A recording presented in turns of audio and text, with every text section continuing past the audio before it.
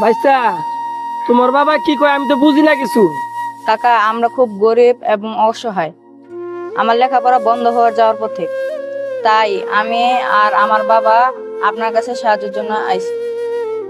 No বাবা, আমার গ্রামে একটা মাতব্বর আছে, তার কাছে যাই কিছু সাহায্য নিতে পারি কিনা, চলো।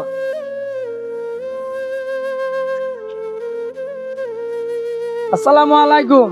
ওয়ালাইকুম আসসালাম। সেলিম ভাই না? আপনার কাছে যাইতেছে আমি। ও এরা কেরা?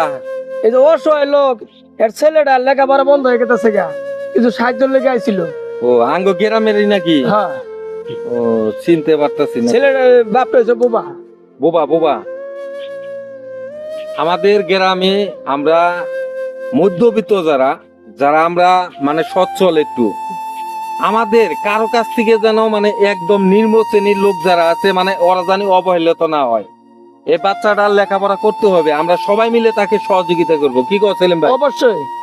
আচ্ছা সেলিম ভাই, আমি তো মাতাব্বর মানুষ, আমার জায়গায় জায়গায় মনে করো সহযোগিতা করার লাগে। হ্যাঁ, তোমারও তো দুইটা ভাই আছো, তোমরা আছে। ভালো ইনকাম করো, 500 টাকা করে দাও।